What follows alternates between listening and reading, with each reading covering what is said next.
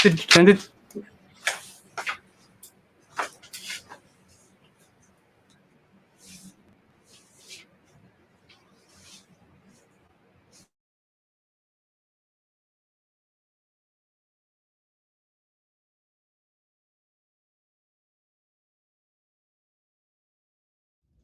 Good evening and welcome to the South Dade Democratic Black Caucus Ron Brown Chapters Candidates Forum Series. I am Venus Mia Lovely, the first Vice President of this chapter. Tonight, being the third in the series of forums, you will get a chance to hear from the Democratic candidates running to be our next County Commissioner for District 9. County Commission District 9 includes Three Lakes, Bonita Lakes, South Miami Heights, Richmond Heights, Cutler Bay, Goulds, Naranja, Leisure City, and parts of Homestead and Florida City. It is my honor to introduce our moderator for tonight, Jill Tracey. Jill Tracey. A native of Detroit, Michigan, Ms. Tracey's career began as a South Beach gossip columnist, which led to her career in radio and TV. And this has taken Jill to Los Angeles, New York, Atlanta, and back to Miami.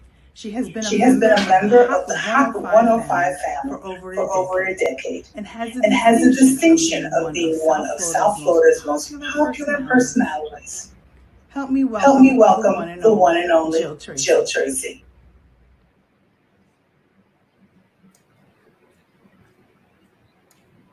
All right, okay. Hello, folks.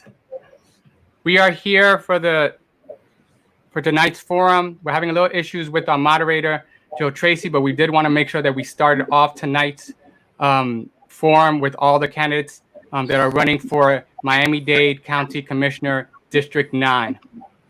We have here today all the different candidates representing for that. We've got Johnny Farias. Hello, everyone. Marlon Hill. Good evening, everyone. And Kionee McGhee. Hey, everyone. How are you? We'll be carrying a simple format, at least until Ms. Tracey. We can get Ms. Tracey back here, but this is a very important race, and we want to make sure that we started off with as many questions as we could as possible. We'll be going in alphabetical order, and every candidate will have at least a minute to answer questions. I'm going to give everyone an opportunity to give a 1-minute introduction so they can at least introduce themselves, and then we'll get into the questions. Before we do that, I also want to make a slight, tell us some news that's going on. Originally, we had Mark Coates also on, but unfortunately, Mr. Coates has come down with COVID-19, and so we wanted to make sure that he is safe, but he is unable to participate in today's forum. So we did want to let people know that that if they did want to get involved with his campaign, that they could easily get in touch with him on his website. So to get involved in his campaign, you can visit his website at markcoates.com, and you can find all the information you need about him and his campaign on there. And so without further ado, I'm going to give all the candidates a 1-minute introduction, starting with Mr. Farias, Johnny Farias. Johnny? Good evening, everyone. My name is Councilman Johnny Farias. I'm a COVID survivor, a U.S. Navy veteran, an electrician, a working small business owner, a father of 5 adults, husband of 30 years, a mason, a shriner, a former guard, a lightum, and a councilman. And I know firsthand the struggles that we face every day to keep a roof over our head and food on our table. And too many county choices are being made at the county level with disregard of the South Dade resident input. So we need a leader who doesn't shout, preach, make believe they're fighting for us. I just show up at the last minute for a photo op. We need a leader that will solve problems, and take action, and listen. Truly listen to their community. So I ask you to take this last step to craft the future for our children, our community, and ourselves, because we deserve it. Thank you. Thank you, Johnny. We'll go with Mr. Hill. Good evening, everyone, and thank you to the South Dade Democratic Black Caucus Ron Chapter for having us here this evening. For the last year, I know this, that South Dade is ready for a new day of leadership, where we no longer lose opportunities, but gain our fair share by having our collective voices at the table. South Dade and the rest of our residents in Miami-Dade County, what should you know about me? I'm your hometown kid. I grew up in South Miami Heights. I was born in Jamaica, came here as a young teenage kid. South Miami Heights and Miami Southwest Senior High School gave me an opportunity to go to Florida State University, travel to school in in Costa Rica and Barbados.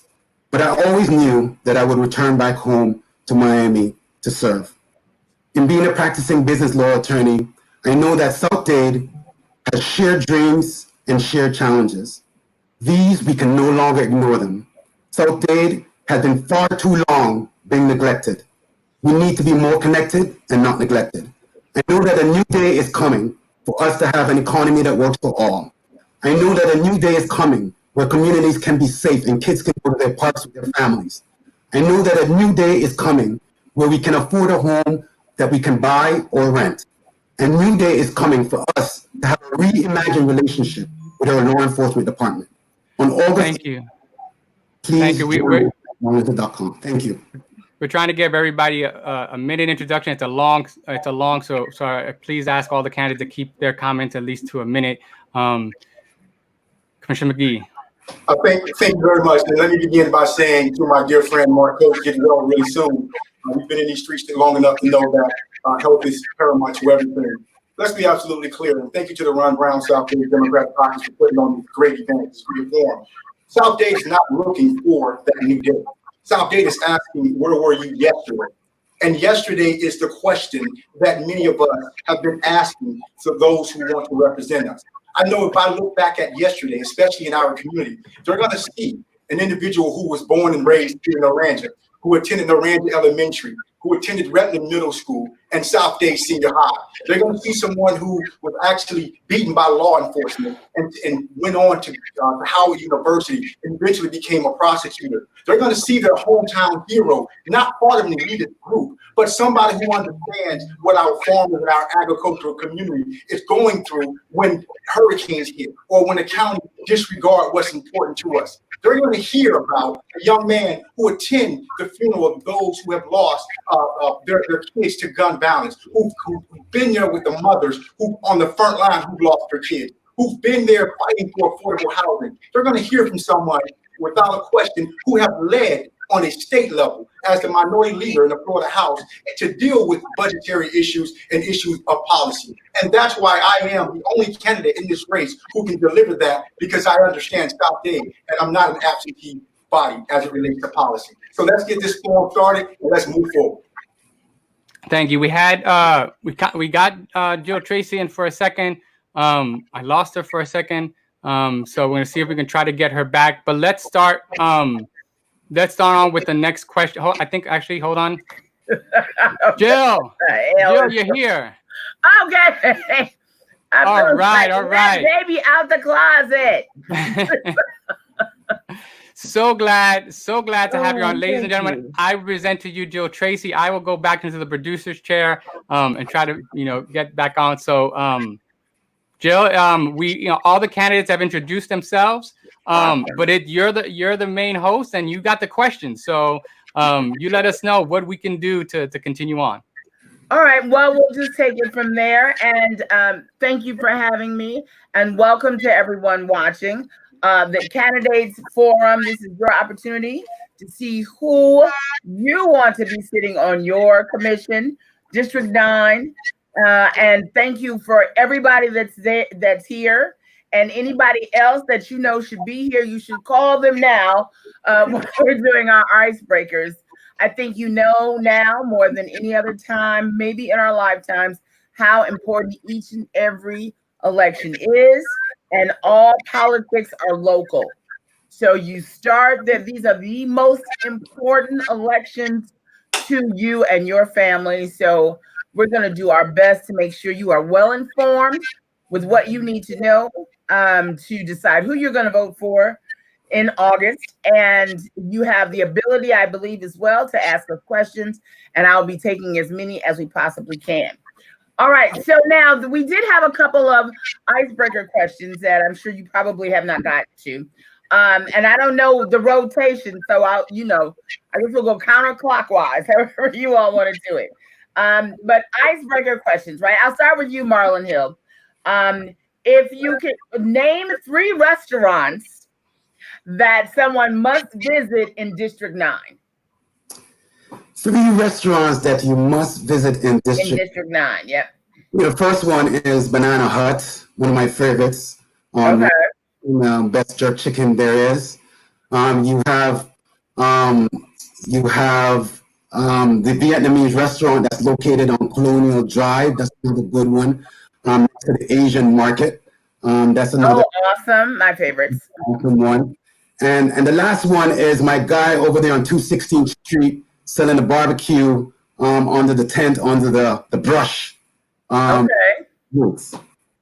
Good. Okay, so I'm a nice little tour of the selections and your community. Yes. Okay, so my next candidate, if there is one thing you could change about South Dade and District 9, what would it be? Well, we are so disconnected. Oh, here we go. Internally, just said at the top of the program, the different communities that are in South Dade, we need to be more connected with each other to tackle the issues that we care about the most. That's when we can fight together on the issues that we care about. Yeah. Well, and see, the best way to do that is bring everybody together over some good food. Yes. So I'm calling for a food festival in District 9 right now. We'll put that one on the table for the winner. Okay, so Kionee, tell me something funny about you that people wouldn't know. My ears. I think people love when you see me.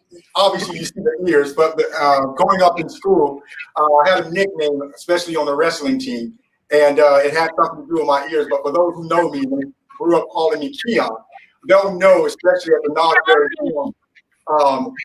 they'll know exactly what I'm talking about.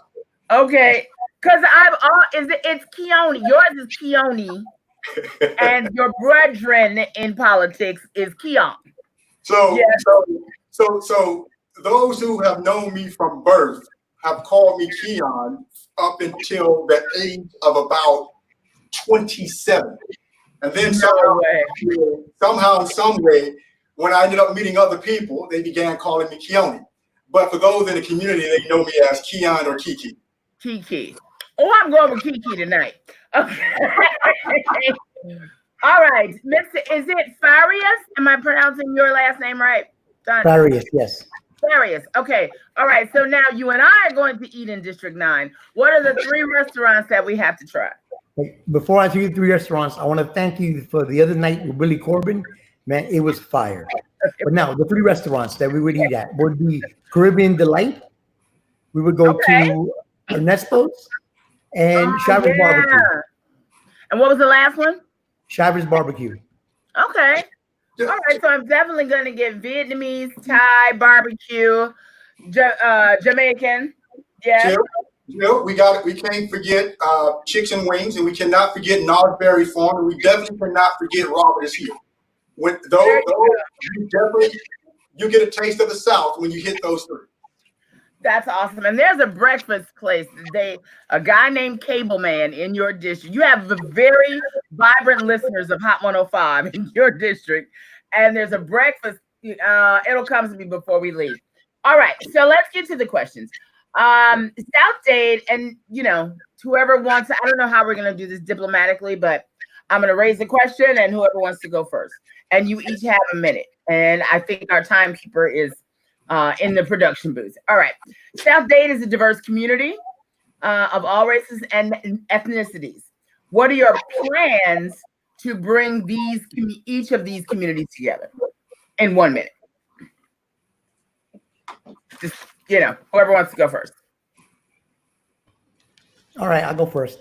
Well, Jill, one of the first things that I did when I became elected is I instituted a foundation for scholarships we're partnering with Miami-Dade Community College for the 3 schools in my district, because scholarships would give young adults an opportunities that we normally don't have and can't get in these communities. And that foundation I did with my own money, not with money from other people, not from from state funded, came out of the pocket of my families. So that's where I would start, and continue to give scholarships, because that would give opportunities for the community to be able to get opportunities that we normally don't have. Awesome. And across the board. Yeah. And Jill, let's be absolutely clear. And this is where the misconstruction of who we are as a people here in South Dade comes in when people see us or they talk about us. South Dade is not disconnected from each other, right? South Dade is a connected body of good folk who have built this South without some help from the county. So it's not so much that our communities here in the South are disconnected. We are disconnected from the North Dade. And the reason why we're disconnected from the North Dade, Jill, is because we don't have reliable and viable transportation, i.e. the train, to get us back and forth to the north and to the south to get the exposure. So it's not like Homestead, Beecher City, Miranda, and Florida City, and Goulds, and Richmond Heights, and Perrine that we don't know each other. As a matter of fact, we know each other. We're only 2 degrees separation here. The problem is we have folk who come into our community at the last minute, knock on a few doors, and give the perception that we're disconnected. We're not disconnected with each other. We're disconnected with the county, because the county in 2002 promised us they were going to give us the rail. They stole the money and then gave us buses. We've been pushing for this. I know there's another candidate on this forum who actually was with me pushing for this, but others, we never saw them when it came down to fighting for South Dade for the rail. Yeah, well, Jill, let's be very clear on the question. The question was about bringing the diverse communities in South Dade together. It had nothing to do with reputation. Let's also be very clear that you don't have to be a hometown hero to be born here. We have a lot of hometown heroes who actually were born somewhere else but grew up here. Let's also be very clear that I grew up in this community for over 35 years. I didn't come from anywhere else. After I went to school, I came back and bought my first home connected to South Dade. When I talk about this being disconnected, let's be very clear and talk the truth here in this forum, that communities in South Dade do not communicate sufficiently together. That's why, if we did, we would be on the same page to fight steadfastly for the things that we need, like transportation. So when I talk disconnected, I'm talking about being internally disconnected so that we can fight for the things we want, but also being geographically being disregarded and neglected by the rest of the county. South Miami-Dade County is a very multicultural community. People from all different countries, different states, different parts of the world coming to South Dade in our community. We need to bring these communities together in order to fight for the issues that matter to us the most. And Jill, that's exactly what I'm talking about. And see, that's when you know someone doesn't know the community. You can have an address here, but if the people don't know you, you're not here. So what I am saying is, if anyone knows when you're talking about diversity and talking about the richness of South Dade, you are talking about a one South Dade that understands and appreciates one another. And let me be absolutely clear, and I'll shut up after this. We were unified on the transportation issue, and I believe Mr. Farias would agree with that. We were unified with the affordable housing issue against the county. We were unified with the farming issues. We were unified with the gun violence issue. But there were a few people who are part of these elite groups who believe they can control what happens in the South from one of these 30-story towers and come in and say they can swoop us up and tell us how to run the South. The truth of the matter is, Mr. Ferris vouched for this. We've been in this fight long enough together. That's why I can look at Mr. Ferris and say he and I are on the same page. But then there are other people in this forum who don't know much about the South but what they've read and what they've learned in the last 3 months. Well, we can say for certain that what has happened literally in the past 3 months with this pandemic has brought us all together in a way that perhaps we were not previously. And it has also brought to light many missteps and missed opportunities for us as a community. I think, for someone who lives way, way north from you, yes, one of the barriers to visiting the South is, lack of the kind of transportation that we have, rails, trains. I can get from my house to Palm Beach and to downtown Miami in literally the same amount of time, but that is missing. from us, for those of us up here to get down to South Dade. Now, with all of that, plus all of what the pandemic has exposed, what is your role in rectifying this? What are your thoughts about how you're going to bring South Dade together, with some sort of mass transit that makes it as easy as it does for us to travel, say, to Palm Beach? Well, the same way what we've been doing since 2012 and since 2002. We called when 2002, when the half-cent penny tax was introduced to the folk here in the South, we were promised rail. Since then, we paid billions of dollars. There's an individual in this forum who is looking for buses. I know Johnny Farias is not pushing for buses. He's pushing for rail. We've been pushing for rail. So the way you connect the South with rail is that you use the PTP tax, half-cent tax, along with federal matching funds. In addition to that, you get a private partnership going on. That's something that we had at the table. That's something I dared to fight for. I was the only person to bring forth all the mayors in the South Dade community, along with the councilmen. We built a coalition. And you can look at the Miami Herald, the Miami Times, it's there. Our receipts are there. So when people say we're disconnected, no, we're not disconnected in the South. It's the fact of the matter is, it's the North that has declared war on the South, but you will only know that if you've been here long enough to appreciate it. Jill, for far too long, we have persons in our forum who profess to be elected officials at our state, and we still don't have rail, delivering rail. I've been very clear that South Dade needs to be connected. Every citizen that I've spoken to since I've been living here and not being an outsider, let me be clear about that again, that we are connected. What does that mean? Folks want improvement. They want to see the needle move, whether that includes rail, whether that includes bus rapid transit, whether that means that we reimagine bus routes. We need to look up all of those transportation mobility options in order to make our more connected to the rest of the colony, because we live in South Dade, but most people don't work in South Dade. So we need all options on the table to make our citizens more connected. Well, that's a good segue to my next question. As a county commissioner, South Dade suffers, like many other counties and districts in Dade County, from a lack of affordable housing. Have you, what are your thoughts and your plans as it pertains to your constituents be able to live in safe and viable neighborhoods with affordable housing? Well, Jill, I'm glad you asked that question because that's actually right up my alley. I work in construction. I'm an electrical contractor, a licensed electrician. And I work every day hand in hand with developers, real estate agents, contractors, architects, and I see the flaw, okay? We don't just have rich people and we don't have just poor people in this county. We have everybody in between. But until we start building the correct percentages with the income levels that we have in this county, we're never gonna be able to tackle that crisis.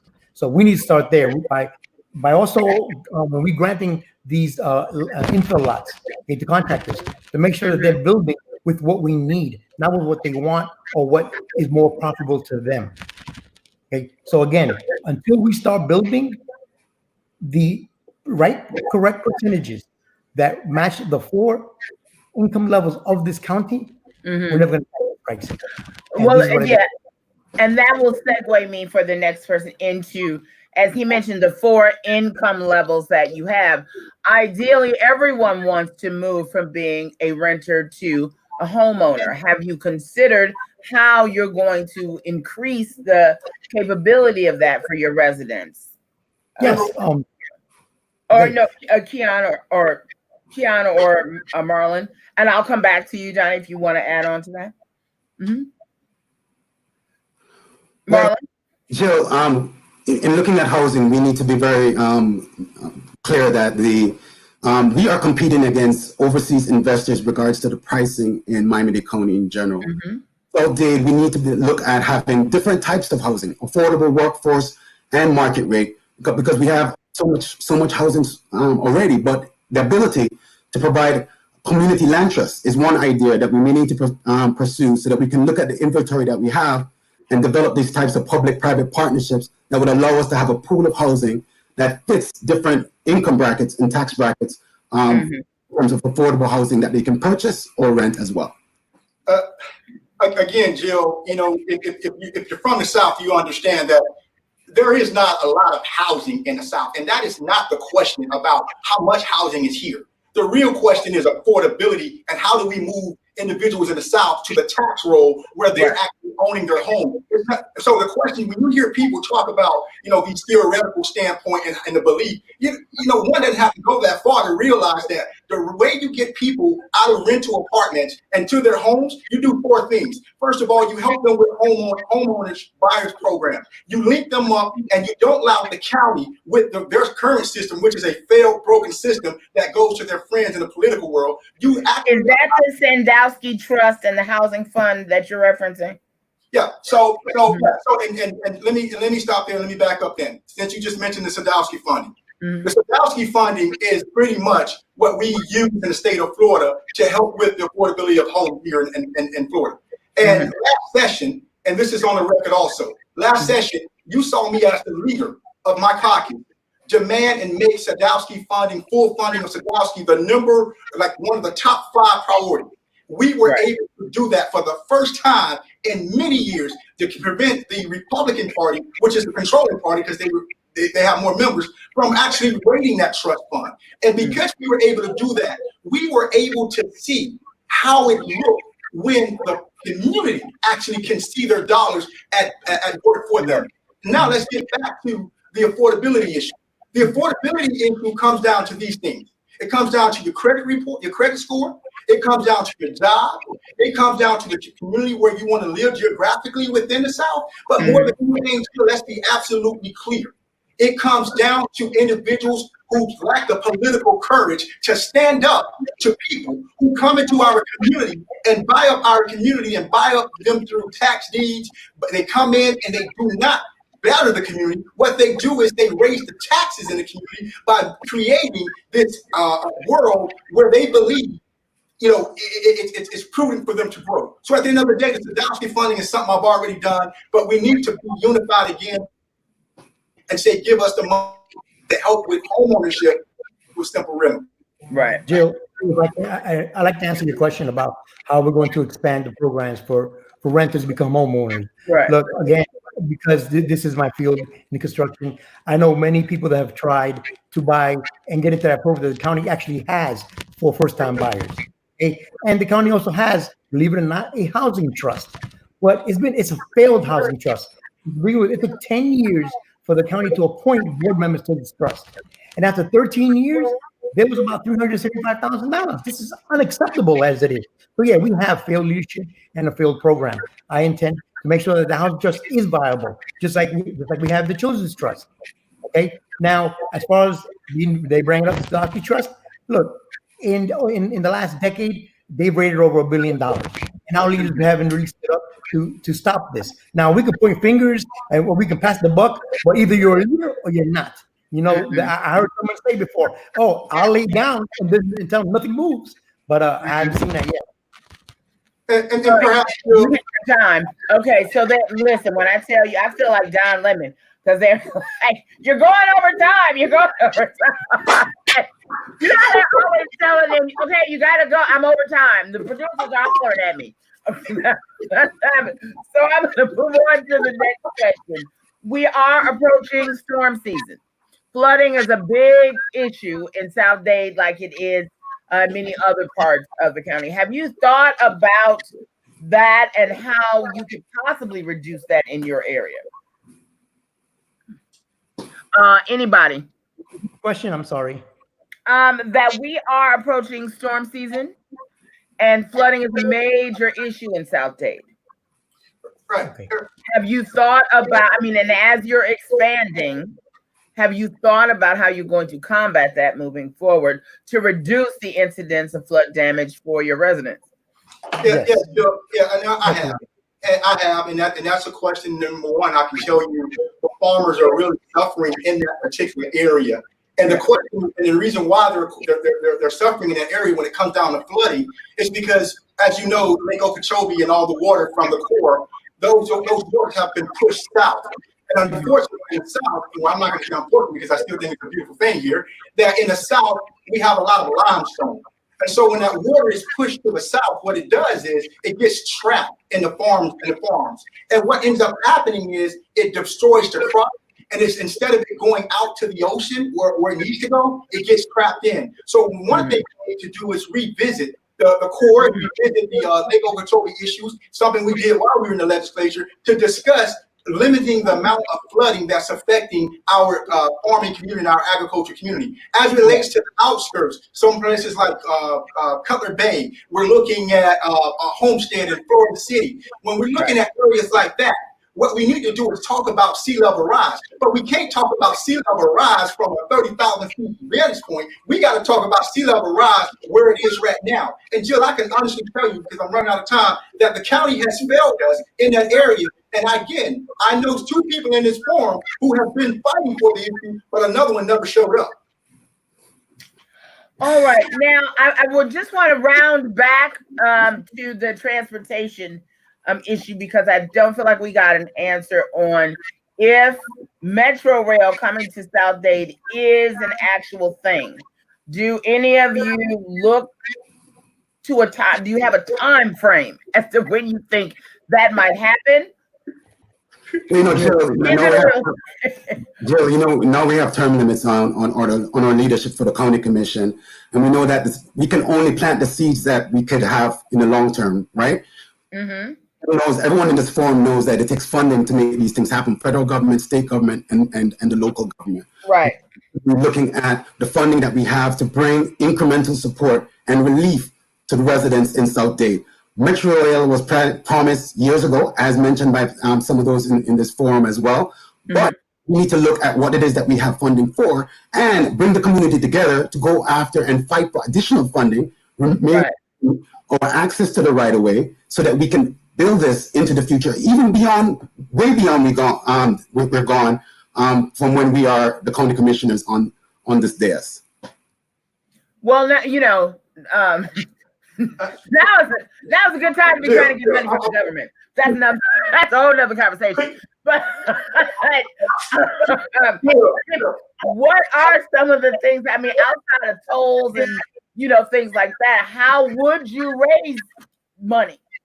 Because it's not going to come out of thin air. So how would you raise the money to even start a project like that? I mean, he never hurt nobody, but I don't know if you can get that for a rail.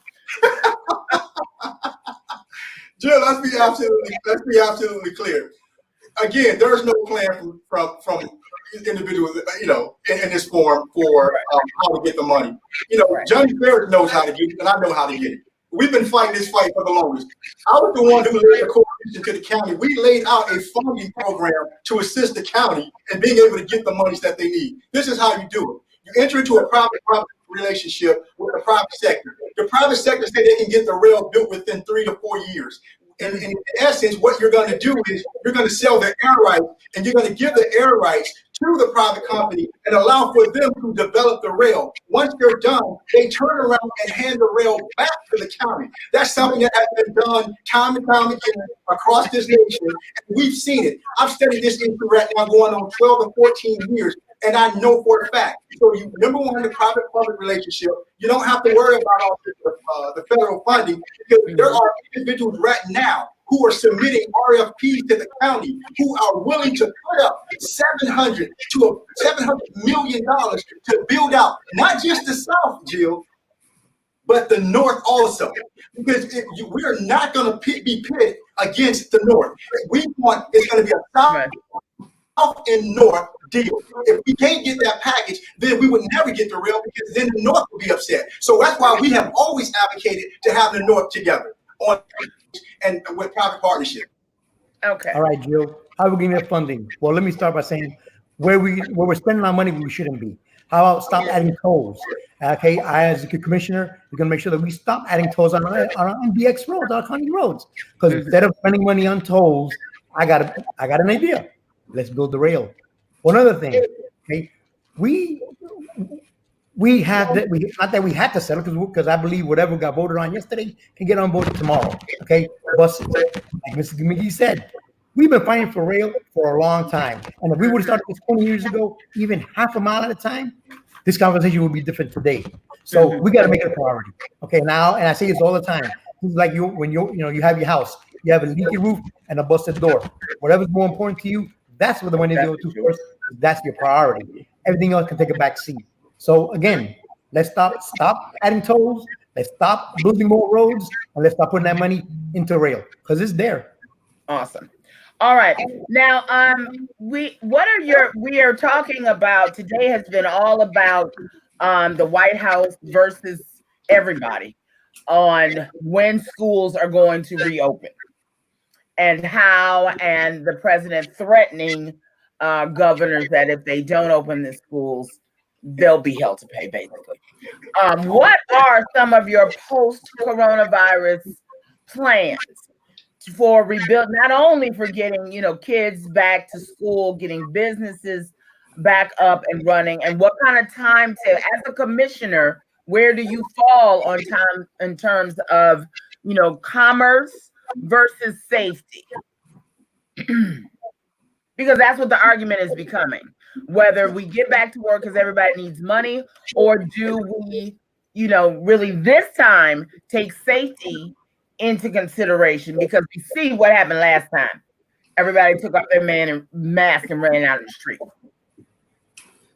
As far as I'm concerned, Jill, we need to take public safety number one priority. We need to listen to our experts and follow the CDC guidelines. We need to have a more consistent, collaborative approach from our county leadership with all the other municipal leadership as well. I do not believe that our businesses, especially our small businesses that are hurting in regards to getting a consistent message. I believe that we should also provide them with a technical assistance hotline so that they can be in line with the guidance so that they can reopen and take their time. I believe, reopen too quickly. We need to be patient because we can only do this together over time so that we can He froze. Open safely. Okay. All right. I missed it. Did you all hear his last? I couldn't hear it. Okay. All right. So time being what it is, I'm going to move on to the next question. What was that you had here? Okay. So let's go to criminal justice. Over the past several years, the complexity of South Dade has changed, with a lot of former non-residents of South Dade being moved down there from other communities that have been eviscerated. I think we know what I'm talking about without getting into any greater detail. How are you going to have you thought about how you're going to commune with these, bring these neighborhoods together? You have a lot of people that were, for lack of a better word, were warriors in one part of town, and now they're in somebody else's part of town now. And, never the two shall mingle sometimes. But we got to all do this together. So have you thought about that? Because there's going to be far more of it coming. And how does that, I will make this a two-parter, and how do you feel as South Dade residents that that you are receiving so many residents without conversation between the two the counties? Is that good? You understand? Okay. That's a delicate one, but yeah. Anybody, Kionee? Let me say this, Jill. The county lied to the people in the Scotts projects. The county lied to the folk in North Dade, and the county disappointed all of us in the county. The problem is when the county moved individuals from the north to the south and putting them back into housing projects and rentals, that was the major mistake there. What should have happened before the people moved down here, who are people, our brothers and sisters and cousins and uncles and friends, right. We should have gotten them into a position where they had home ownership training. We should have gotten them into a position where they were able to get a house, where they can get their credit scores prepared. The county had ample amount of time to deal with that. So now we're dealing with this issue, which is one of the factors that's contributing to the gun violence in the community. And so what we do is we tap with people like Leroy Jones, brothers of the same mind, Brothers circle of brothers. We talk to individuals who've been there, done that, and they bring forth a white paper or a position that gives us a position to start from. Right now, you can't allow politicians to be leading this issue. This issue has to be led by the mother who knows about the gun inside the house that the kid has. It has to be led by the pastor who the mother and the kid confess to, and it has to be led by the business owner. They have to come in and start talking about jobs, and stop saying that you can just and snap your fingers. You can't.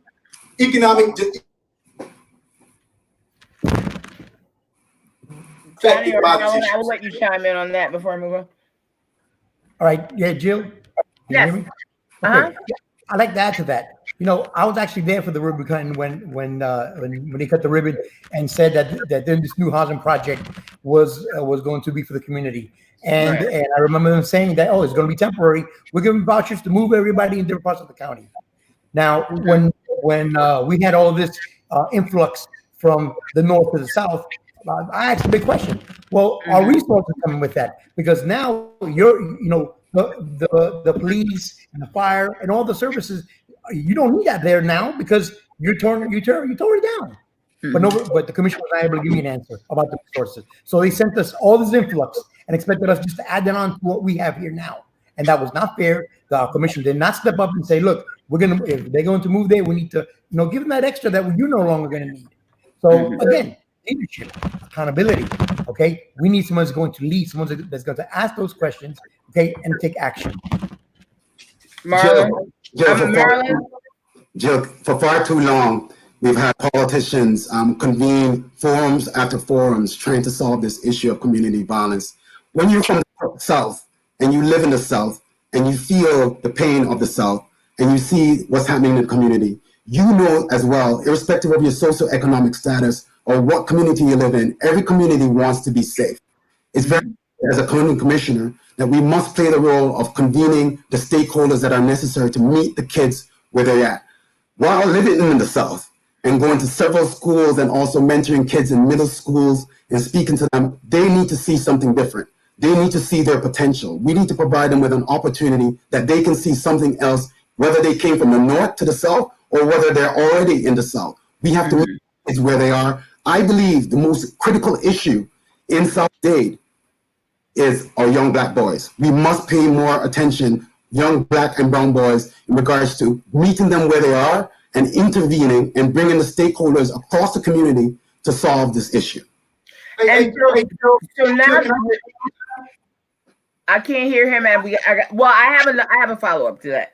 One of the things that I have seen having some effect in South Florida and around the country are civilian investigative panels or civilian oversight boards. Do you have that in effect in South Dade? And if not, are you planning on it? And do you think it will be effective in bringing the communities together with a unbiased body to help mediate?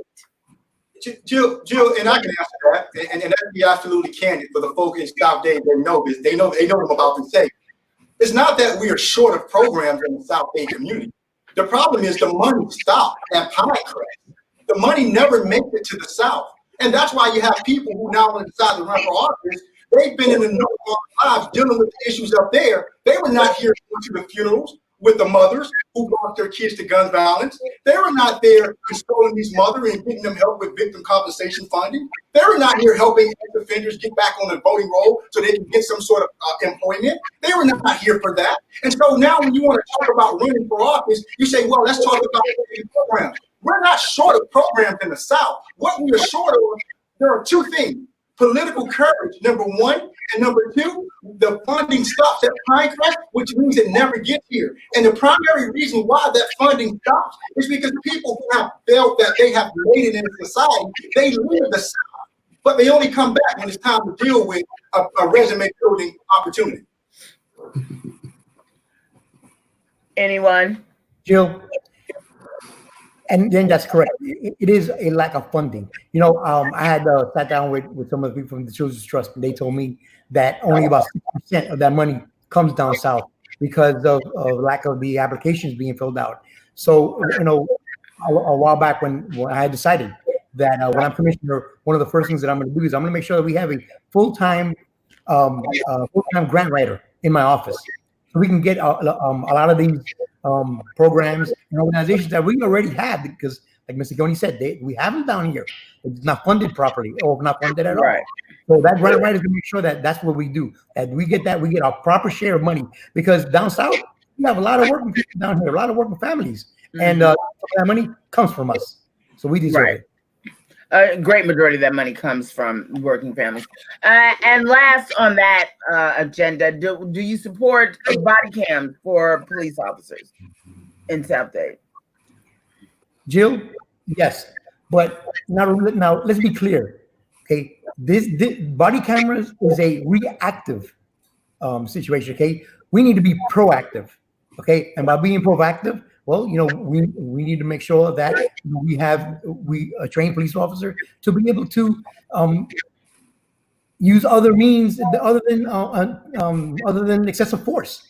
Okay, we need to make sure that we allow police officers to intervene when they see other police officers use excessive force. So we need to stop the reactive thing, because once the body camera catches it, it's already too late.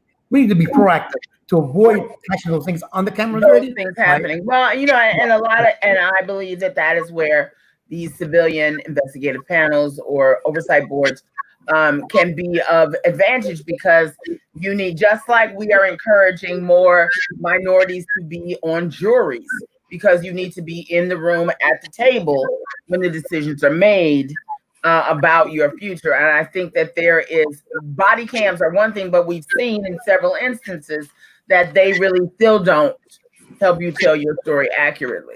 I do think that, working between the two of you, because the incidents between the police and the politics, the police and the community, because Jill, it's not going to get better. Jill, it's an issue of trust and accountability, right? It's an issue of trust and accountability. Unfortunately, we hope that the Mayor Jimenez does not veto the decision today to establish the independent review panel. We believe that it will create a buffer. It will help to build a relationship. We need to look at the governance. We need to look at the funding of the independent review panel. We need to look and ensuring that it's fair, not just for the citizens, but also for the rank and file in the police department as well. So whether it's body cameras or the RRP, what we're talking about is building a more healthy relationship with the citizens of South Dade and the county as a whole, and our Miami-Dade Police Department.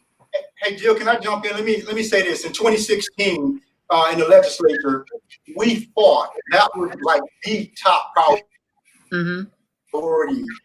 in the legislature. And my dear friend and colleague, Chevron Jones, was the sponsor, along with Senator Chris Smith. We fought for body cams. We voted for it.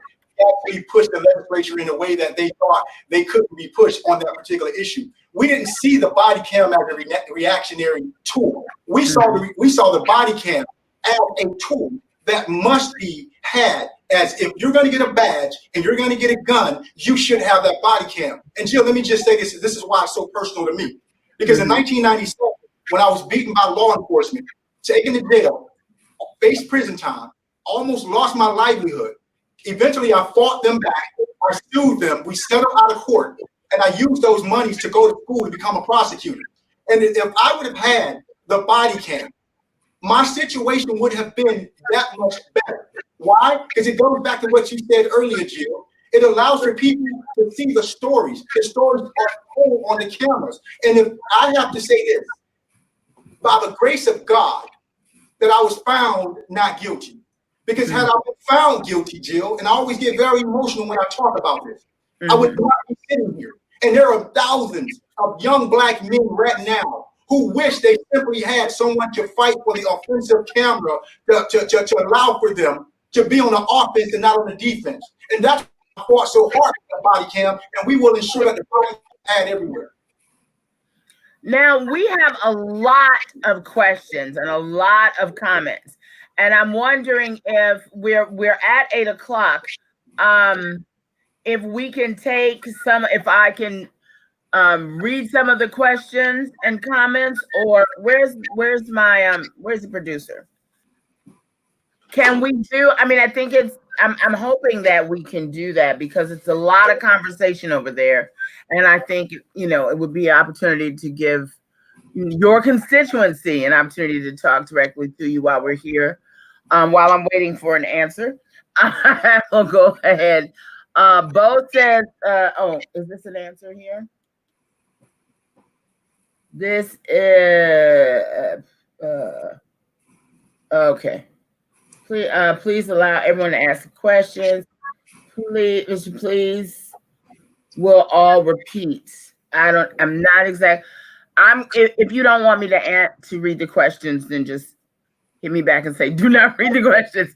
But I'm going to start. Bo says, thank you, Mr. McGhee, for fighting for South Dade. You've been a fighter who does not look for allocates.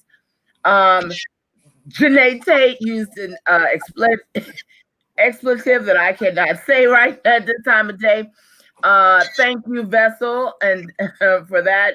Chelsea Hickman says, really, because I have tons of events I can recall that he's organized in our community resources. Mr. Hill supposedly has been here for 35 years and has not cared until now. Why?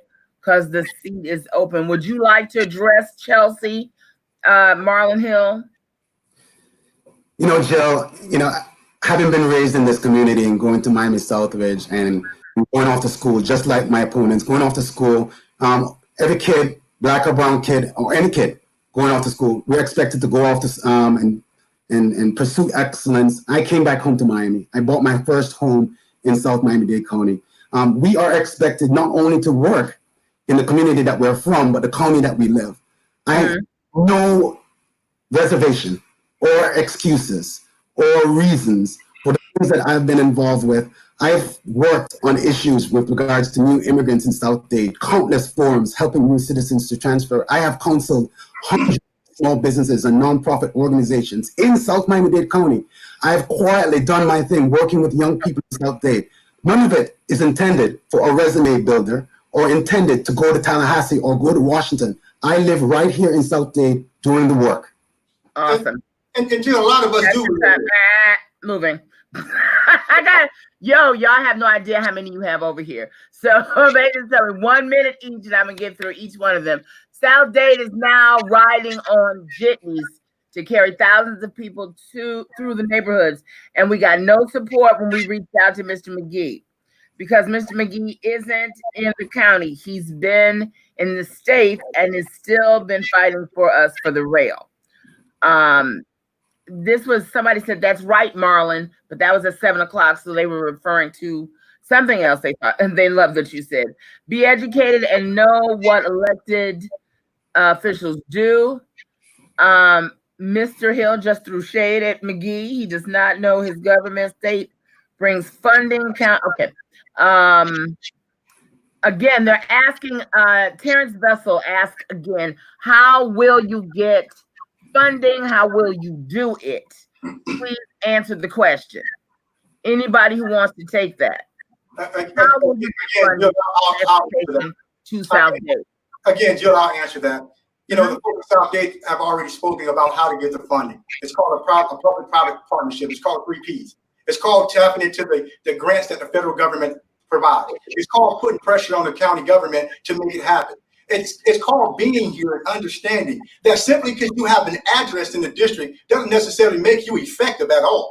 I know people who actually own a home here, but you can't find them on a Sunday at a church. They can't name 5 or 6 pastors in the community, and they haven't gone to any of the restaurants here but recently because they're running for office. So don't come and talk about theoretical stuff. This is real to us. The South means something to us. And that's why we're so passionate. And that's why when you look out and you see the Johnny Farias of the world attempting to do something in this community and the Mark Coates of the world attempting to do something in this community, that's why we understand each other. But for 1 second, don't misconstrue the South for a political game. That's something we're not going to do. Listen, I went to Howard University, but I came back home. I'm here in the same community I was born. We work. They know us by our first name. We're not looking for political clout. We're looking to get the job done. And that's what I actually asked that the folk on this forum, they actually talk to what they've done. They decided to run for office. Not the program, but talk about one specific program they instituted here. Okay, next. Yeah, you're breaking up. I'm sorry, I didn't hear you. I didn't mean to step on you. What about this new push for opportunity zones, which is gentrification's twin? It's a statement, but a question. They asked me, do not read one more statement. So, but that, I'll just put a question mark at the end of that because, it is sort of a question. Anybody want to take that? Yes, look, the opportunity zones is just it's another wolf for sheep's clothing. We know it. Okay. And again, we need a leader to stand up and just say no. Look, do you want a fighter that keeps losing battles in the ring, or do you want somebody that's gonna get things done, okay, and be effective? Now, me, I've led my whole life being effective, especially because I've learned it from the military service. Okay, we need to stop the buyouts of the homes. We need to stop losing our community, because if we keep allowing this to happen, soon we're gonna have nobody to be able that can afford to live here. Nobody will be able to buy an affordable home. I got 5 adults, okay, that I've raised who can't buy an affordable home either, and I'm down for my house. And that's next. There are several people who have said that they cannot afford. They're working 2 jobs, or they can't afford to live there. And that's very prevalent in this thread. So, that is without, let's see, run with it's not the same thing. Also, let's address the police department down here is another one that they, don't feel like we've addressed accurately. Media was not, let's see. Okay, yes, a lot of messiness going on. You all can read that later. But I did want to make a point to get Chelsea. Please point out. They're kind of talking to each other, but it is a question. Please point out to one concrete initiative that McGhee has accomplished and how it has improved the conditions of the residents of District 117. Well, 17. Thank you, Jill. That's an easy question there. We have receipts to show that I have helped many people get their driver's license back. The driver's license fair in Miami-Dade County, that was led through my office. That was my initiative. I realized early on that driver's license were pretty much being used to punish people who couldn't afford the traffic citations or the tolls. So I moved the county along with the court, along with the state, to create a driver's license fair here in South Dade, where we were able to get thousands of people on the docket to get their license reinstated. Now they can travel on the roads and not worry about getting a criminal record. That is one thing you asked me I can point to. I can point to that. And the many people out there with their driver's license, because of my office, can point to that. And so I know there are people on the thread who have been asked to come in by my opponents, but at the end of the day, my work speaks for itself. Latif asks, who is willing to change the relationship with developers and put purchase restrictions in favor of long-term residents, tenure-based and or benefit programs for selling to long-term residents? We are losing youth. Who is willing to change the relationship with developers? That's as much as I know. I'm assuming that this is an issue in South Dade. Again, this is right on my alley, because this is what I do every day. And you got to understand these developers. You have to understand what they want, but then you also have to understand what the community needs.